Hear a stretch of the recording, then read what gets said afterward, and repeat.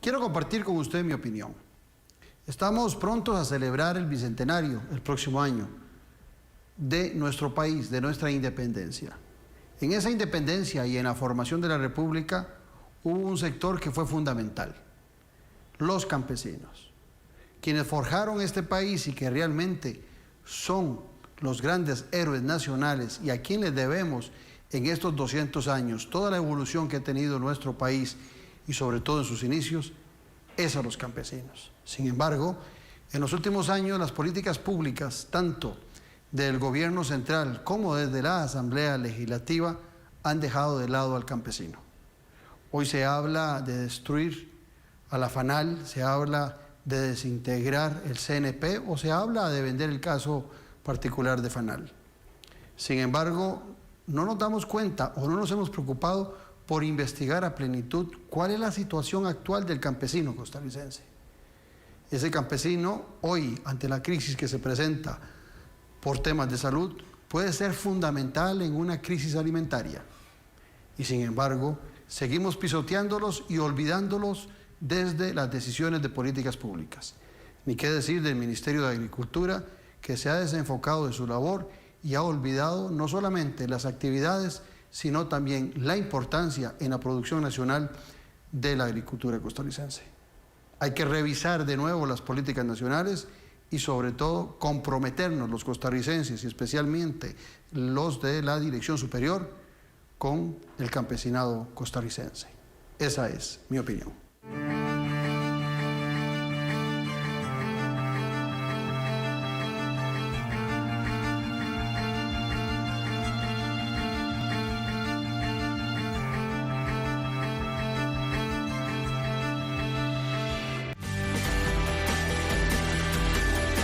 En Instituto Coldic somos especialistas en automatización, electricidad residencial y casas inteligentes. Nuestras carreras cuentan con alta demanda laboral. Contamos con laboratorios altamente equipados. Contamos con la acreditación del INAH en cursos como electricidad residencial y control eléctrico industrial. En Instituto Coldic creemos en tus metas. Recuerde que la educación puede cambiar su vida.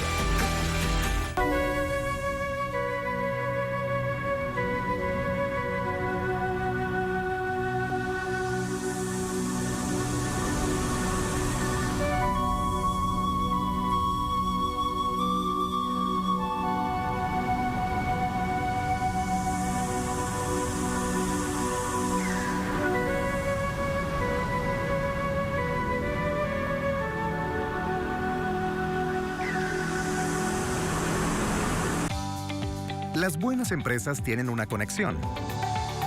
Solo las mejores están doblemente conectadas. Asegure la continuidad de su negocio y adquiera su redundancia de fibra óptica con un 50% de descuento al adquirir un enlace primario. Sea parte de las empresas doblemente conectadas y que nada detenga su negocio. Conversemos al 4080-4080. Telecable Empresarial, su aliado confiable en conectividad. Como le venía diciendo, con esta tarjeta usted obtendrá muchos beneficios cada vez que vaya al supermercado. ¿En serio? Sí, además esta tarjeta le devuelve parte de su dinero cada vez que vaya a una gasolinera. Con solo una firma y será suya. Suena tentador, pero no gracias. No se deje seducir por la barra del interés. Cope Alianza sí la soluciona. Unifique sus deudas en Cope Alianza y pague mucho menos interés. Te asesoramos como a un amigo. 2785-3000. Con los temas de la política, sociedad y economía de Costa Rica y el mundo. Café y Palabras. Lo que hay que escuchar del acontecer nacional con el politólogo Claudio Alpizar Otoya. Café y Palabras, porque la política sí importa. Escuche Café y Palabras, de lunes a viernes a las 9 de la mañana en Radio Actual 107.1. Café y Palabras.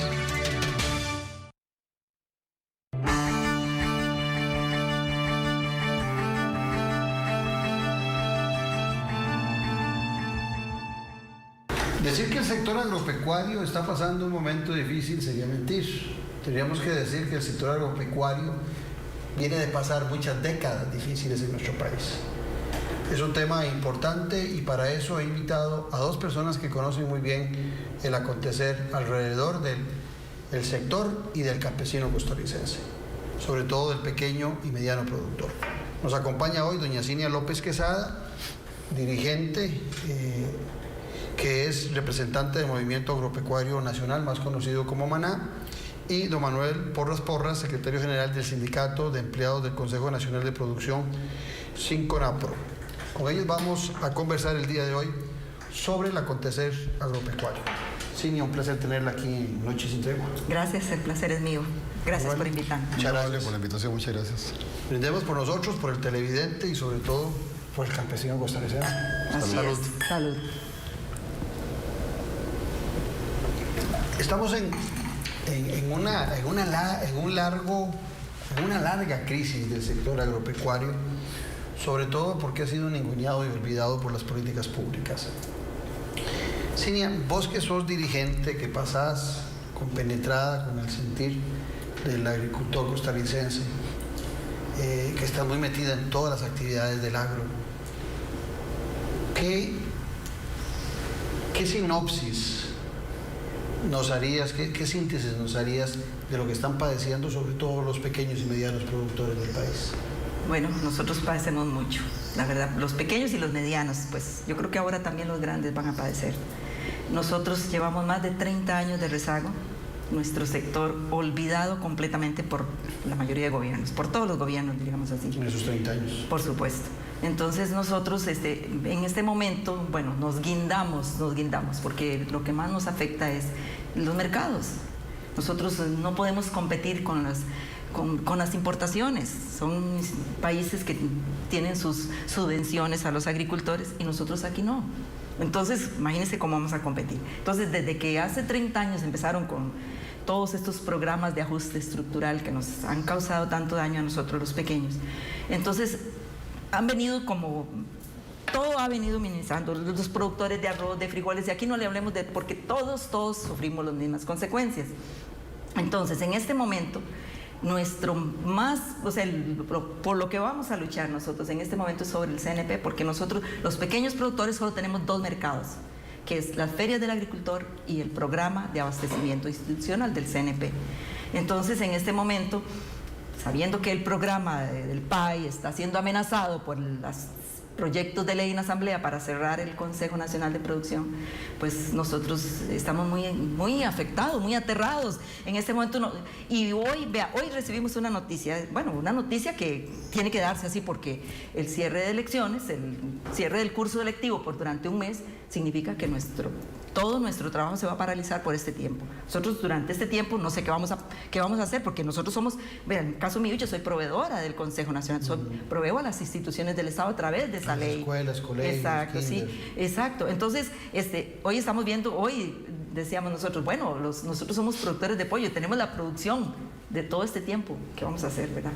¿Qué vamos a hacer? ¿Dónde la vamos a vender? Porque yo sé que los comedores no se van a cerrar, porque así lo manifestó la ministra, no se va a cerrar. Pero va a disminuir, por supuesto, los niños ya no van a asistir a los comedores y entonces imagínense nuestra producción a dónde va a quedar. Entonces vea que todas estas cosas vienen afectando, pero en este momento es un sector totalmente olvidado, totalmente estamos en quiebra y ya no sabemos más qué hacer. La semana pasada conversábamos en mi programa de radio, en Café y Palabras, con vos, Manuel, de la importancia que tuvo el CNP en un momento clave para el desarrollo del agro. Un papel que lo sigue teniendo y que, oyendo a Cinia, lo sigue necesitando el agricultor nacional, o sea, sigue necesitando ese Consejo Nacional de Producción. Vos tenés años de estar en el Consejo Nacional de Producción, conocés muy bien lo que ahí acontece.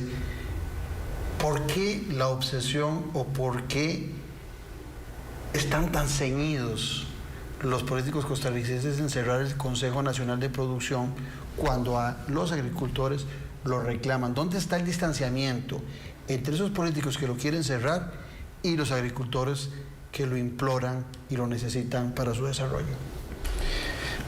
Bueno, yo creo que el Consejo Nacional de Producción nació con un objetivo, con un fin específico, que era precisamente soportar y sustentar los programas para el sector agropecuario, ¿verdad? En tiempo de los expendios del Consejo Nacional de Producción, donde se daban precios de sustentación para los productores. Un productor podía sembrar y iba al Consejo Nacional de Producción y ahí podía llegar y entregar sus productos. Si conseguía un mejor precio, lo podía vender, pero si no, el Consejo Nacional de Producción se lo compraba, ¿verdad? Y lo colocaba a través de los expendios, ¿verdad? Que hoy los expendios incluso estarían jugando un papel muy importante. Eso le permitía, digamos, le daba seguridad al productor para poder sembrar sabiendo que tenía un mercado cierto.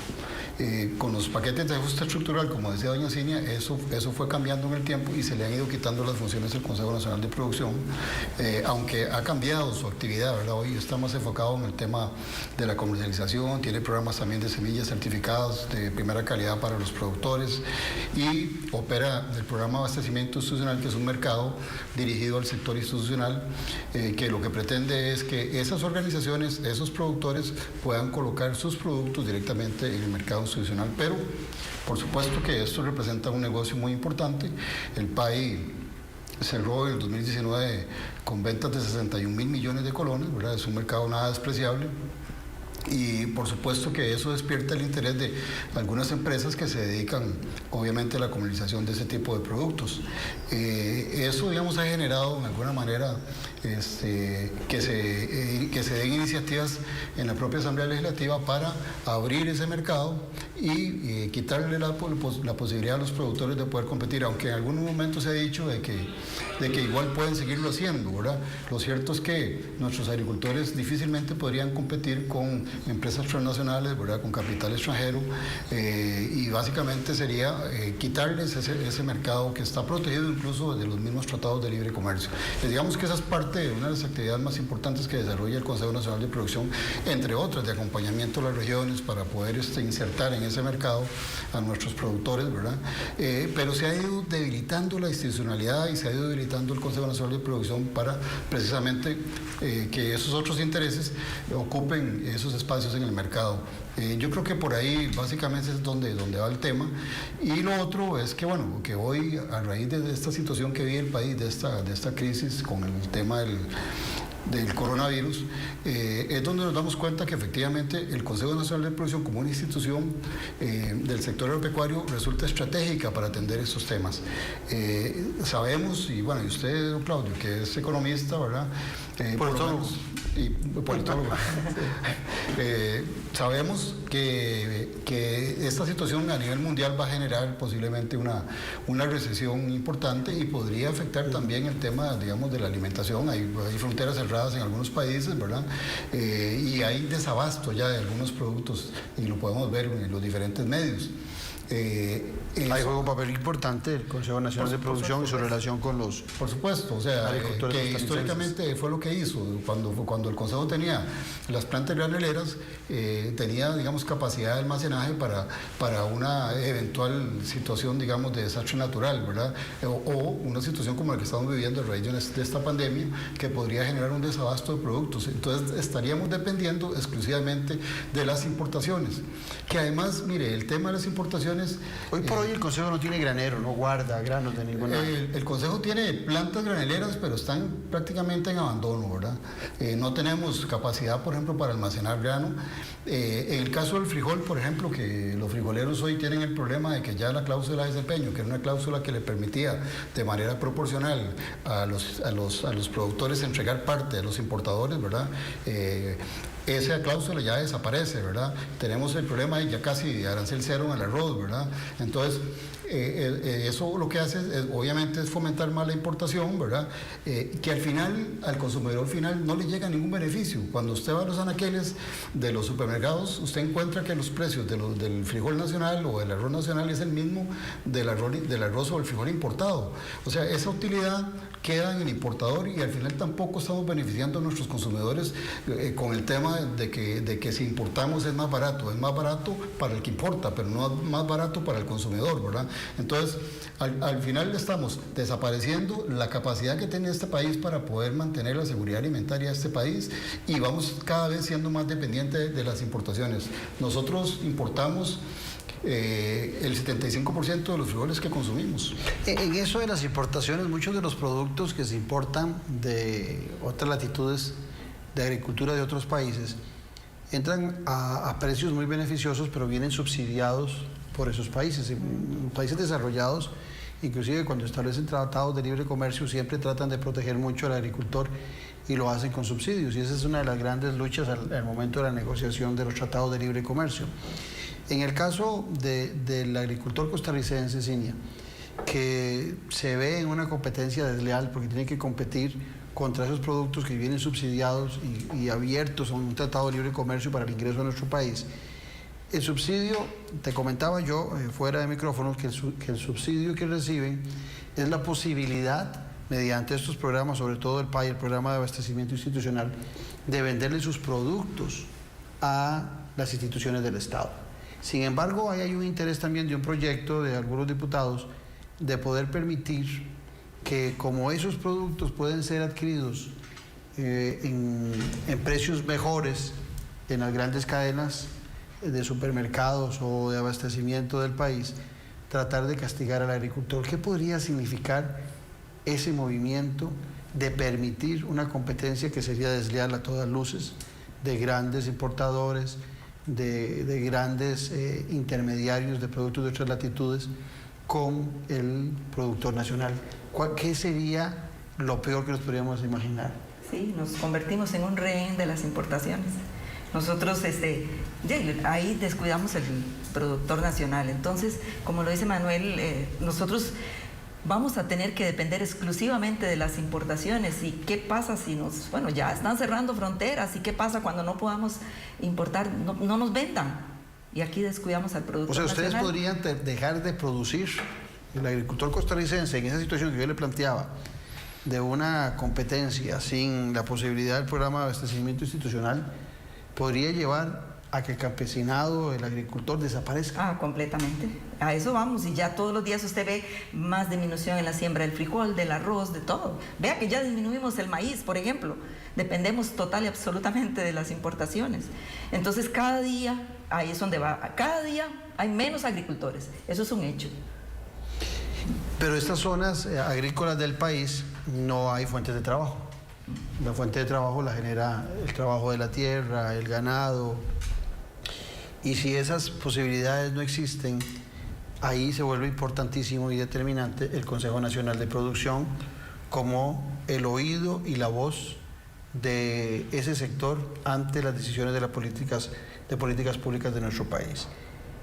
¿Qué papel está jugando hoy dentro del marco de esa situación como factor político el Consejo Nacional de Producción? ¿Tiene brazo, Manuel? ¿Se ha quedado corto? ¿Está totalmente silenciado? Cuando uno va, yo ya esto lo he repetido ya en otras ocasiones, a las instalaciones del Consejo Nacional de Producción, pues uno siente que eso ya lo cerraron hace tiempo, ¿verdad? Por las circunstancias en que se encuentra. Pero si ese proceso ya de acabar con estos dos programas que habla Cinia, el de la Feria del Agricultor y el PAI, eso sería ya el candado definitivo para esta institución. Sí, yo quisiera decir que, bueno, lo primero es que aquí se ha catalogado al productor nacional como que no es competitivo, ¿verdad? Ese es el tema siempre que dice la gente. ¿Verdad? Y entonces difícilmente usted puede... Que es caro, el producto se les compra. Pero también tenemos los insumos más caros casi de Latinoamérica, ¿verdad? Y tenemos las peores condiciones. Entonces, incluso se habla de que las cargas sociales, o sea, no sé si nosotros pretendemos tener a nuestros productores en las condiciones que los tienen países como Honduras, como El Salvador, como el mismo México, por ejemplo, ¿verdad? Donde casi tienen que apenas trabajar por el salario, por la comida, perdón. Entonces, lo que no es competitivo es el sistema, ¿verdad? Porque tenemos que competir contra esos subsidios que usted mencionaba, don Claudio, que se dan en otros países y que ya vienen y que la mano de obra casi es de esclavitud en esos países. Bueno, competir en esas condiciones es muy difícil, ¿verdad? Es muy difícil. Entonces, porque nuestro productor es muy eficiente en el tema de producción, ¿verdad? El problema básicamente ha sido el tema de mercado, ¿verdad? Y sobre todo porque hemos descuidado el mercado interno, ¿verdad?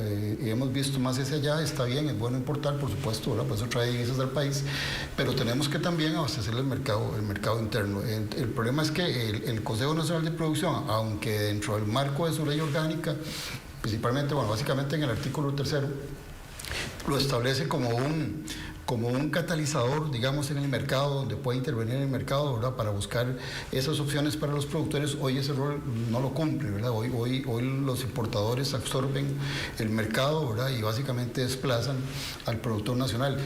Y nosotros hemos dicho además que para hablar de reactivación económica necesariamente tenemos que hablar de reactivación económica al sector productivo nacional, que tiene más de 350,000 productores, ¿verdad?, y que genera miles de empleos, ¿verdad?, pero que no tiene hoy las condiciones para poder dinamizar esa economía a nivel de zona rural, ¿verdad? Y el Consejo ahí creo que ha tenido un rol poco importante, ¿verdad?, porque se le ha limitado en su accionar. Es importante para el televidente que comprenda que el Consejo Nacional de Producción es una institución para servicio del pequeño y mediano productor. El grande no participa en absoluto del Consejo Nacional de Producción, tiene sus mecanismos, tiene sus canales para la distribución de sus productos. En esa distribución, ¿cómo podríamos graficarle sencillo al televidente esa producción que ustedes hacen y el papel que juega de intermediario el Consejo Nacional de Producción para este programa en especial del programa de abastecimiento institucional, que es el abastecimiento institucional de instituciones públicas del Estado donde ustedes están participando? Por eso decía yo que es una especie de subsidio muy apropiado, ya que no se les da directamente, pero por lo menos que tengan un mercado seguro para la colocación de sus productos. ¿Cómo podríamos explicarle al televidente ese papel que juega el CNP entre los productores medianos y pequeños y las instituciones del Estado que adquieren los productos de ustedes? La ley del CNP, la ley orgánica del CNP, la ley 8700, es la que obliga a las instituciones del Estado a venderle, comprarle los productos al CNP a través de nosotros, los pequeños y medianos productores. O sea, es una ley blindada, es una ley que como que quedó cubierta ahí con el Tratado de Libre Comercio y está protegida. Entonces nosotros en este momento es lo único que tenemos. Por eso es que nosotros la vamos a defender, porque no tenemos otro mercado. Es esa ley protegida que por obligación, porque esa ley también antes no podíamos participar nosotros, esa ley antes decía que si las instituciones del Estado querían, le podían comprar a los pequeños. Y con esa palabrita querían, en una administración con el diputado Joaquín Salazar, se modificó esa palabra. Entonces, a partir de ese momento quedó que las instituciones del Estado están obligadas. Y eso fue una maravilla. Esos son los 61,000 millones que le cobran. Exactamente, porque en este momento el programa... ¿A cuántos agricultores? En este momento hay más de 270 agroempresas. Estamos hablando casi de 25,000 empleos de pequeños productores. Gente que depende de esa venta al exactamente, Estado. de esa venta al Estado. Y vea que son 65,000 millones por 200,000 que falta muchísimo más. Ahora, a lo mejor nos están viendo algún liberal, y debe haber varios, y están diciendo, pero ¿por qué no son competitivos? ¿Por qué tienen que el Estado estar obligado y amarrado a comprarles a ustedes los agricultores? ¿Y por qué no le venden los agricultores a los supermercados, a las grandes cadenas, a otros distribuidores del sector privado? Vea la desventaja que tenemos, don Claudio. Nosotros, un informe que dio, hace poco nos pasó ese informe del Ministerio de Agricultura, de un informe que dio el Sistema Bancario Nacional, y estaba explicando sobre las carteras de todos los productos. Bueno, y hablaba de que el sector agro solo representa el 2% de la cartera del Sistema Bancario Nacional. El 2% en el agro, imagínense eso. O sea, eso es contra el turismo, contra el consumo, contra un montón de carteras, que vivienda, y nosotros el agro solo el 2%. Pero en ese mismo informe, vea qué irónico, en ese mismo cuando informe... la historia antigua representaba... Sí, exacto. Entonces, casi el 100%. En ese mismo informe dice que el sector agro representa el 11% del empleo en el país. Y apenas tenemos un 2%. O sea, nosotros estamos proscritos prácticamente del sistema bancario.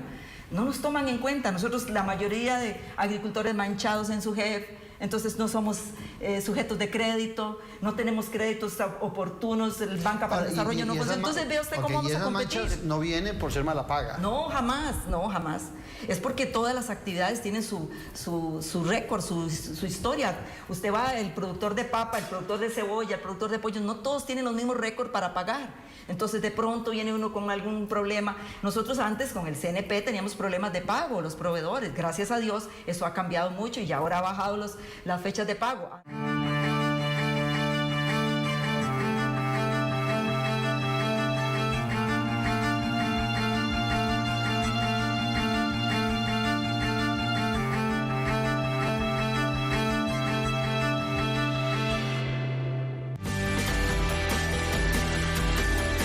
En Instituto Colvic somos especialistas en automatización, electricidad residencial y casas inteligentes. Nuestras carreras cuentan con alta demanda laboral. Contamos con laboratorios altamente equipados. Contamos con la acreditación del INA en cursos como electricidad residencial y control eléctrico industrial. En Instituto Colvic creemos en tus metas. Recuerde que la educación puede cambiar su vida. ¡Sonría! ¡Sonría! ¡Sonría! Con el nuevo sitio web copelesca.com. Todo es más fácil y seguro. Un sitio web ágil y seguro para hacerlo todo más simple. Solicite sus servicios y haga sus pagos de Copelesca en la oficina virtual. Realice sus compras en el almacén virtual y mucho más. Más sencillo y siempre a la mano. Nuevo sitio web copelesca.com. ¡Sonría! Las buenas empresas tienen una conexión. Solo las mejores están doblemente conectadas. Asegure la continuidad de su negocio y adquiera su redundancia de fibra óptica con un 50% de descuento al adquirir un enlace primario. Sea parte de las empresas doblemente conectadas y que nada detenga su negocio. Conversemos al 4080-4080. Telecable Empresarial, su aliado confiable en conectividad. Como le venía diciendo, con esta tarjeta usted obtendrá muchos beneficios cada vez que vaya al supermercado. ¿En serio? Sí, además esta tarjeta le devuelve parte de su dinero cada vez que vaya a una gasolinera. Con solo una firma y será suya. Suena tentador, pero no gracias. No se deje seducir por la barra del interés. Cope Alianza sí la soluciona. Unifica sus deudas en Cope Alianza y pague mucho menos interés. Asesoramos como a un amigo. 2785-3000. Con los temas de la política, sociedad y economía de Costa Rica y el mundo. Café y Palabras. Lo que hay que escuchar del acontecer nacional con el politólogo Claudio Alpizar Otoya. Café y Palabras, porque la política sí importa. Escuche Café y Palabras, de lunes a viernes a las 9 de la mañana en Radio Actual 107.1. Café y Palabras.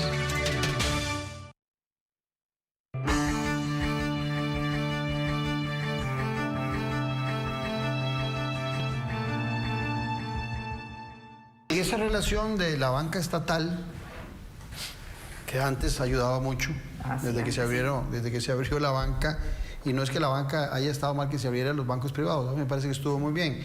Lo malo fue que no se previno sobre la necesidad o el trabajo que desarrollaba la banca estatal para estos sectores. ¿Juega algún papel de intermediario el CNP para que esos bancos estatales le pongan atención a las necesidades financieras que tiene el pequeño y mediano productor en la agricultura? Lo jugó. En su tiempo, cuando existían las juntas de crédito, básicamente donde se podía concentrar, y no solo el representante del sistema bancario nacional, ¿verdad? Que básicamente, no sé si usted se acuerda, don Claudio, pero la banca nacional era la banca del agro, así se identificaba, ¿verdad? Claro. Bueno, eso ya no lo es, ¿verdad? Ahora compiten con los bancos privados en otros negocios. Exacto, y a un agricultor lo mancha porque es un celular en una empresa comercial, ¿verdad?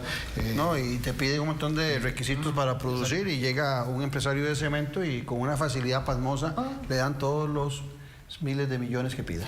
Ahora, se suponía que Banca de Desarrollo venía en alguna medida a cubrir ese vacío, ¿verdad? Pero cuando las garantías son los mismos, y lo vemos hoy, que los agricultores están perdiendo, le están rematando sus fincas, ¿verdad? Y no existe un mecanismo para poder solventar este tema de endeudamiento del agricultor, porque no ha habido una política clara para el sector agropecuario. Ahora, esas deudas que va generando el agricultor y que le va complicando, no es porque el agricultor es ostentoso y cambió de equipo y que anda en un Jeep último modelo, es porque también hay circunstancias climáticas o circunstancias de depresión de los precios que los lleva a situaciones muy delicadas para sostener su productividad, ¿es cierto? Sí, claro. Yo quisiera agregar a lo que decía doña Cinia, Cuando se modifica, cuando se establece el artículo 9, que es el que le da la obligatoriedad a las instituciones del Estado de abastecerse a través del programa de abastecimiento, valga la redundancia,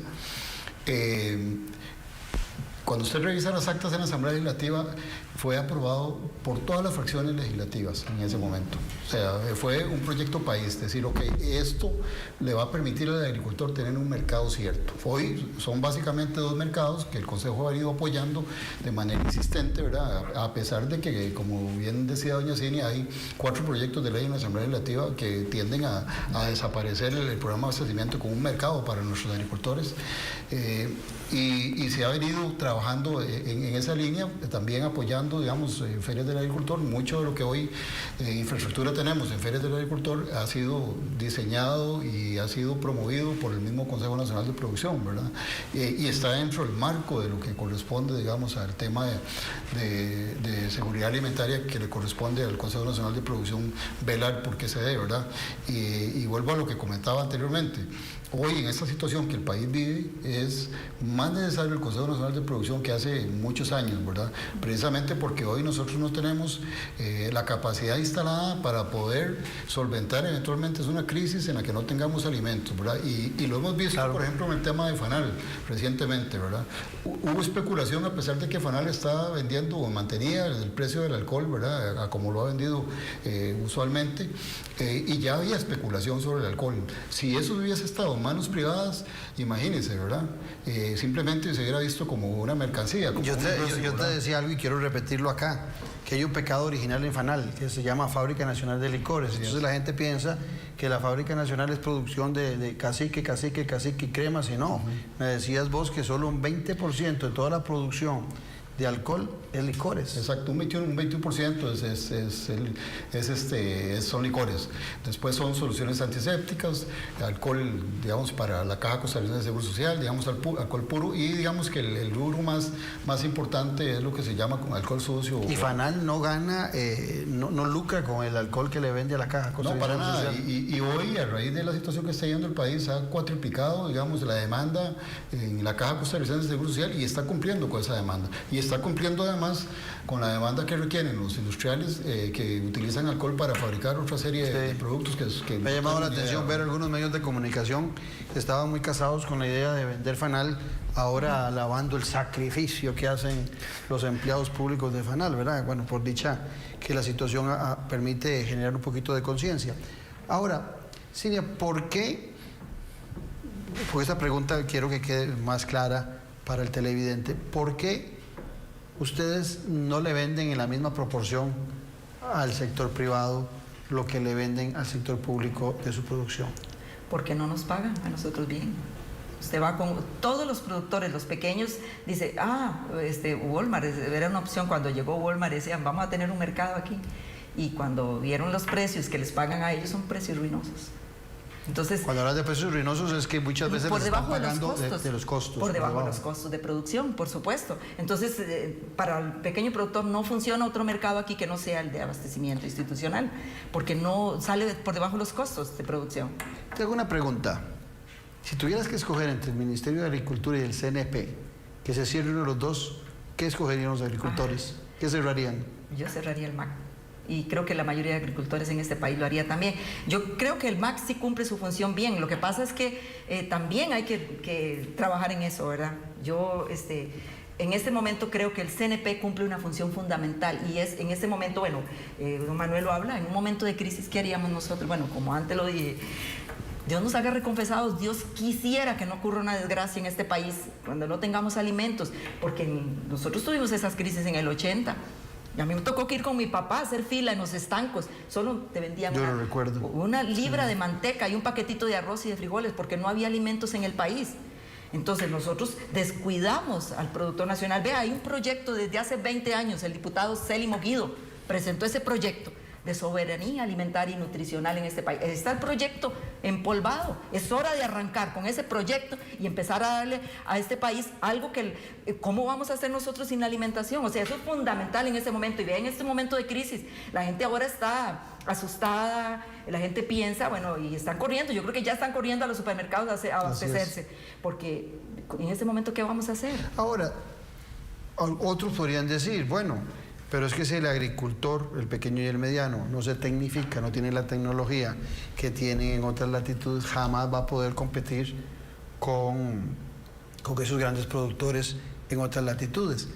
¿Qué hace sobre ese tema el Ministerio de Agricultura y qué hace el Consejo Nacional de Producción? Porque esos deberían ser dos mecanismos de colaboración, de créditos para el desarrollo de nuevas tecnologías en la producción de muchos de los productos que hacen. Un día de estos veía un video muy interesante de cómo se produce tomate en Holanda y son de los que más están, un país tan pequeño, más pequeño que Costa Rica, y tienen mercado a nivel mundial, pero esas cámaras que tienen para producir tomate son inmensamente caras, son tecnologías muy sofisticadas. ¿Qué estamos haciendo en nuestro país, Manuel, para esas nuevas tecnologías que requieren para generar una producción mayor para el agricultor pequeño y mediano en nuestro país? Yo creo que ahí tenemos algún rezago, digamos. Por ejemplo, en el tema de nuevas moléculas se ha venido hablando mucho, ¿verdad? Creo que la Universidad de Costa Rica juega un rol importante también ahí. Obviamente el Ministerio de Agricultura y Ganadería, que está en la fase, digamos, de producción primaria. Nuestro agricultor es muy, yo estoy claro de que es muy eficiente en la parte de productividad, pero obviamente hay que acompañarlo con nueva tecnología, ¿verdad? Con investigaciones más nuevas para poder aumentar los rendimientos en el tema de producción. Creo que ahí el MAC tiene que dedicar más. Eso estamos claros, digamos. A nosotros como CNP básicamente nos toca la parte de comercialización, ¿verdad? Y nos hemos enfocado básicamente para buscar esos mercados que necesita el productor nacional, pero también, por ejemplo, el Consejo Nacional de Producción, dentro de su marco legal, le permite importar insumos al costo para poderlos dar a los productores nacionales.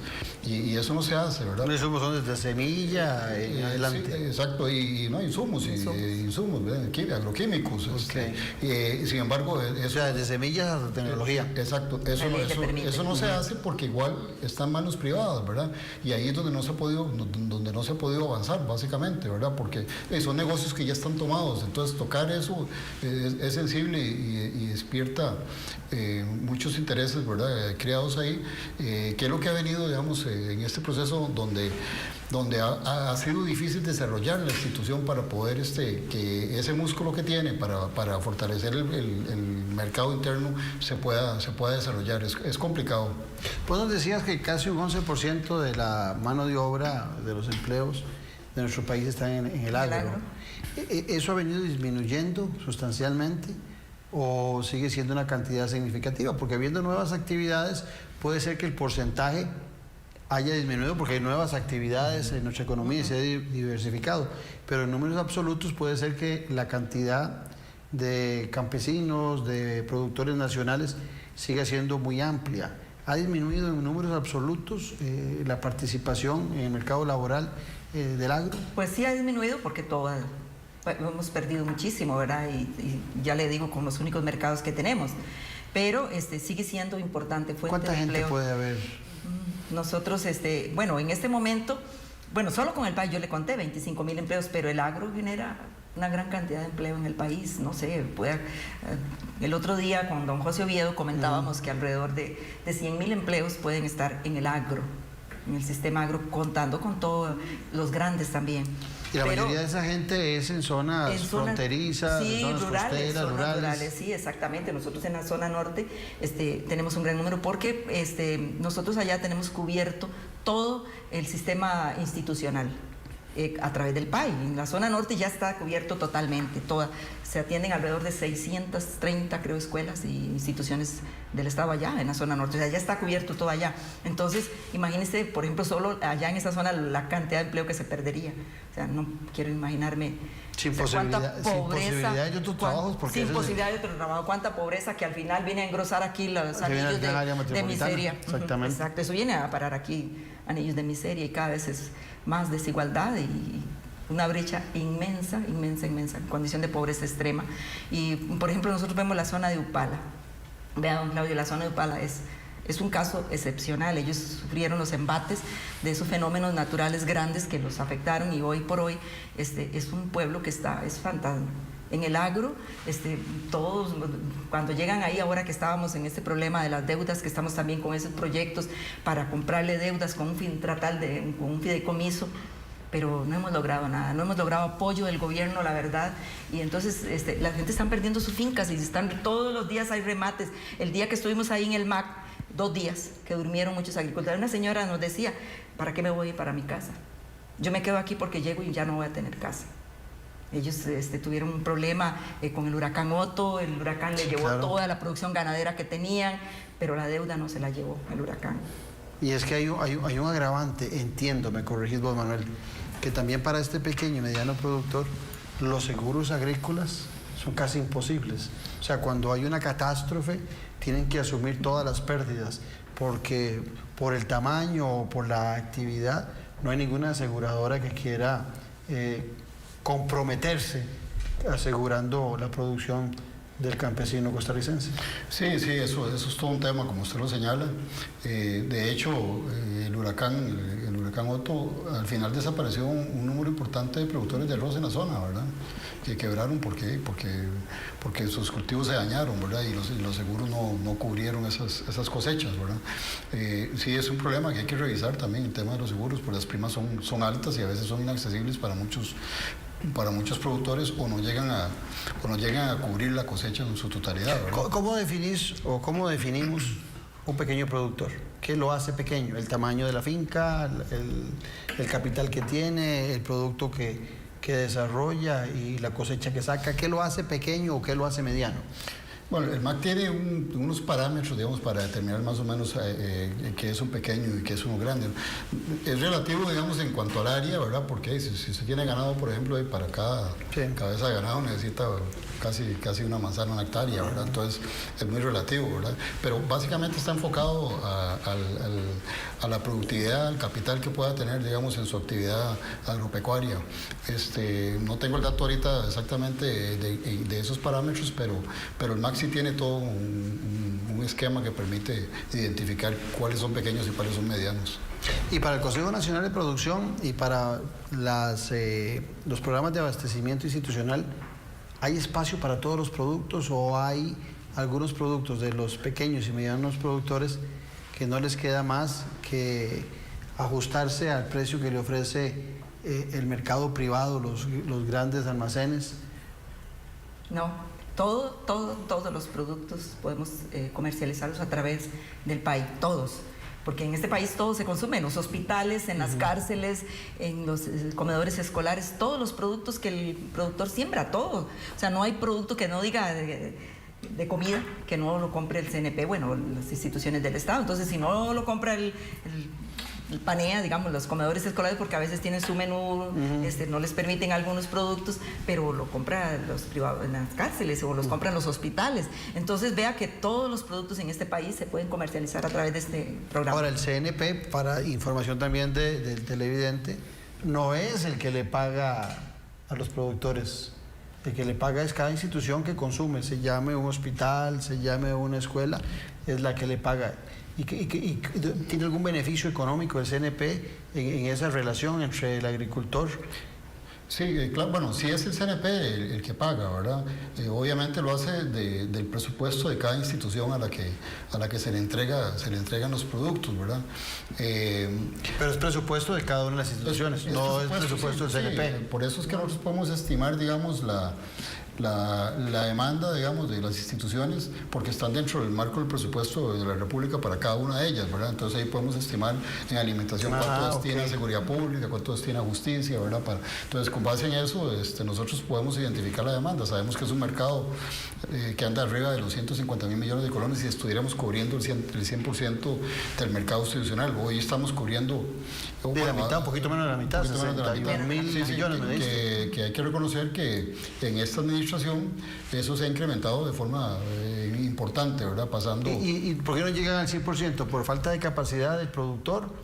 ¿O porque en ese espacio lo que requiere las instituciones no se produce en el país o no lo producen los pequeños productores nuestros? Bueno, es un poco de todo, ¿verdad? O sea, el programa ha venido creciendo de forma paulatina, pero aquí también la institución tiene que ir ajustando, digamos, para poder cumplir con esos requisitos que se necesitan para poder abastecer el mercado, ¿verdad? En plataforma tecnológica, ¿verdad? Todo lo que es la parte de logística que requiere la institución para poder atender el sector institucional.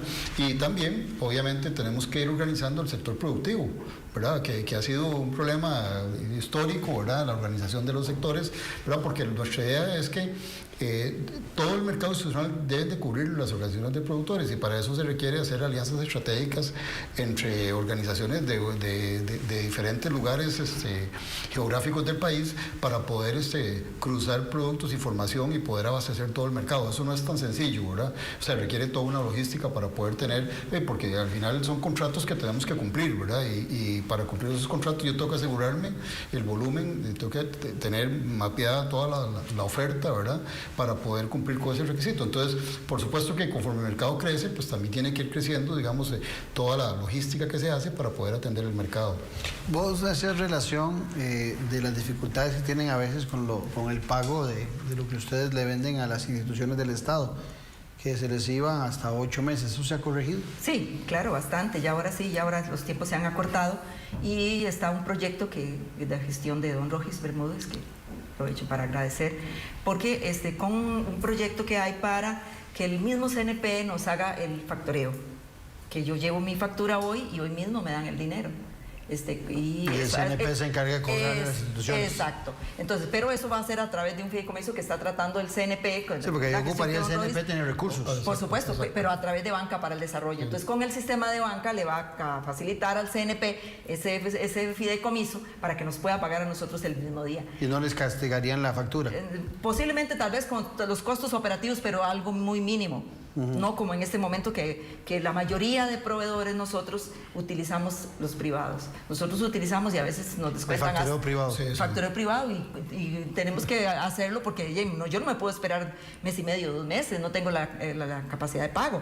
Entonces, hasta un 7% tengo que pagar en los privados. Imagínese eso, el costo. Eso tenemos que añadir a los costos de producción, imagínense. Entonces, en este momento estamos deseosos porque esperemos que sea pronto. Bueno, don Rogi nos dijo que ya la otra semana algo salía sobre ese convenio, ¿verdad? Y estamos deseosos de que eso salga lo más rápido posible, ¿verdad? Y ese proyecto de abrir el mercado a los privados, los privados no, porque también los campesinos y los productores nacionales son privados, pero abrirlo a las grandes empresas, abrir el programa de abastecimiento institucional, ¿en qué estado se encuentra ese proyecto de ley?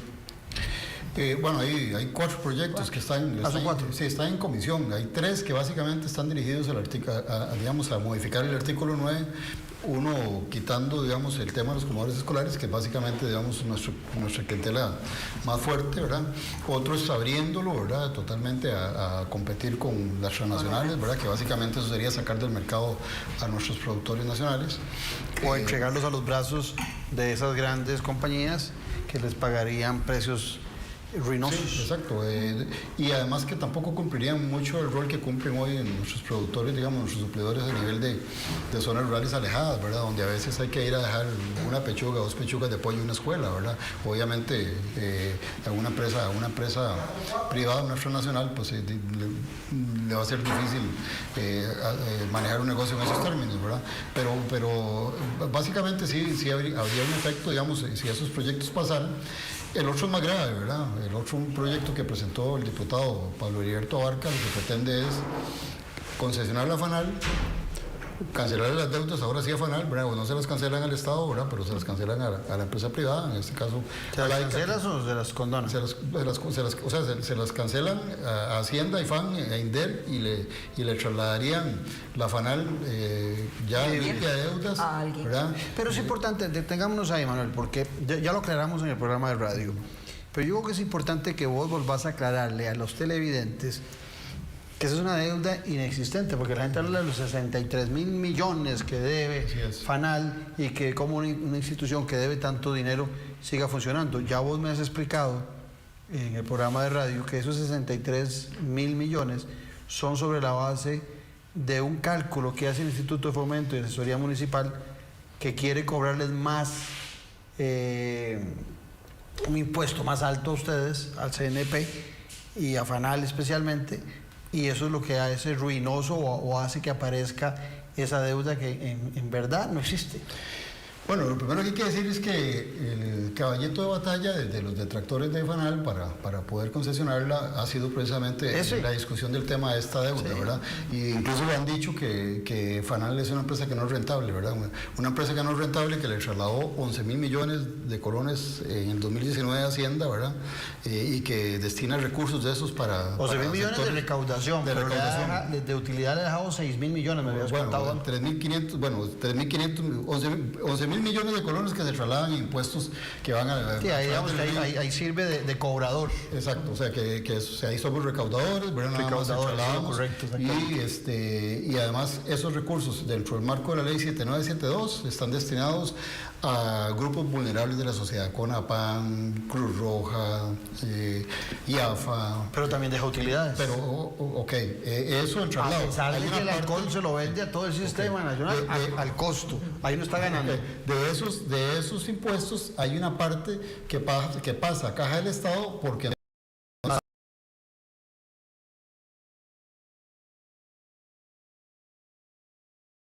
de colones al sector cañero en materia prima, FANAL, le traslada 3.500 millones para gasto operativo al Consejo Nacional de Producción para operar programas, digamos, propiamente del Consejo, ¿verdad? Y cubre sus costos operativos. Y además creció en el 2019, dentro del marco de esta recesión económica, un 14%. O sea, demostrado, y están los números, pues son datos del mismo CNP. ¿Con 130 funcionarios, 170? Con 150 funcionarios, más o menos, en FANAL, ¿verdad? Entonces, totalmente demostrado que desde el punto de vista financiero es una empresa rentable. Entonces, vienen y nos dicen que no es rentable porque tienen una deuda que arrastra ciertamente, entonces ahí es donde vamos a entrar a explicar el tema de la deuda. La deuda es una pretensión que ha venido teniendo, digamos, que ha venido discutiendo IFAN, INDER y Hacienda, diciendo que del 2004 a la fecha, el Consejo Nacional de Producción, porque la persona jurídica, ¿verdad? A la hora de recaudar impuestos tenía que hacerlo sobre una base imponible diferente a la que ha venido utilizando históricamente, que la utiliza hasta el día de hoy. Entonces, sobre esa base imponible, para ponerlo ahí en español, ¿verdad? Lo más claro, básicamente lo que IFAN ha pretendido es decir, bueno, usted me calcula los impuestos dentro de sus costos fabriles, dentro de su red de distribución para entregar el producto, pero me lo tiene que calcular también dentro de los descuentos que usted le haga a los mayoristas que le vende y dentro de los recursos que usted le traslada al Consejo Nacional de Producción. Son impuestos que le han cobrado ustedes. Exactamente. Entonces, sobre todo eso, yo le voy a cobrar a usted impuestos. Por supuesto que eso infla la base imponible, ¿verdad? Y genera una diferencia que nunca se recaudó además, porque nunca se cobró bajo ese esquema, y que IFAN e INDER y el mismo Hacienda en su momento han pretendido cobrarla de forma retroactiva. Eso significan 35.000 millones para el IFAN, que no sé para qué los va a usar, ¿verdad? Porque no sé cuál es la función del IFAN. Si hablan de elefante blanco, quizás el IFAN sea uno de los elefantes blancos más blancos que hay. Sí. Preguntarle a las municipalidades, a los 82, y yo creo que va a quedar como 81-1, va a quedar eso. Sí, y bueno. Y el 1 es un abstencionismo. Entonces, dentro de ese marco, nosotros hemos tenido, ¿verdad?, que afrontar esa deuda, ¿verdad?, de procesos judiciales que han venido generando esa deuda. Una parte, lo que ellos han estimado que hay que pagar como diferencial de impuestos. Otra parte que refiere a juicios monitorios, que también tienen un costo. Otra parte que corresponde a intereses, ¿verdad?, a intereses moratorios, ¿verdad? Entonces, todo eso ha generado un total de 63.000 millones de colones de una deuda que, como le digo, FANAL jamás ha cobrado, digamos, impuestos sobre eso, sobre esa estructura tributaria. Esa es la deuda, ¿verdad? Por eso nosotros hemos planteado en el proyecto de ley que ha apoyado el sector agropecuario y que está en casa presidencial, ¿verdad? Y que se le ha pedido al presidente que lo convoque para resolver ese tema tributario, porque al final no es tan legal ni tan tributario, sino es más político, ¿verdad? O sea, es una deuda que se podría desaparecer porque nunca se cobró ese dinero, ni FANAL lo cobró, ni existe la posibilidad de cobrarlo para dárselo al IFAN. Y además que hay que entender que cuando uno habla de condonación no es ni el CNP ni el FANAL, o sea, es el Estado sacándose de una bolsa para echársela a la otra, ¿verdad? Porque al final esa deuda, ¿quién la tendría que pagar? El Consejo no tiene la capacidad de hacerlo, ni FANAL, tendría que hacerlo el mismo Estado para cancelarle esa deuda a IFAN y y a INDER, ¿verdad? Entonces al final, más bien lo que harían con eso es crear un hueco fiscal. Sí, se nos va el programa. Sí. ¿Qué cierre haríamos en relación a la vivencia y a la necesidad de ser oídos del sector agropecuario, del pequeño y mediano productor? Bueno, en este momento ya el pueblo no lo van a engañar fácilmente. Creo que ya es hora de que el presidente salga con un mensaje claro, que FANAL no se concesiona ni se vende. Es estratégico para el país, para la salud de este pueblo. Y el CNP, por supuesto, fundamental también para la alimentación. Entonces, necesitamos en este momento ya una decisión clara y por parte de los diputados que en este momento atentan contra nosotros, contra nuestra soberanía alimentaria, porque es contra todo el país, es contra nuestra alimentación, que ya es hora de que frenen esos proyectos y que vean que no van a engañar al pueblo ya más, de que estos proyectos son nefastos. En un momento de crisis, hasta ellos mismos se verían afectados. Muchas gracias, Cinia. Gracias a ustedes. Muchas gracias, Manuel. Con gusto. Pero sobre todo ustedes por habernos acompañado. Los espero en 8 días aquí con La Política con P mayúscula.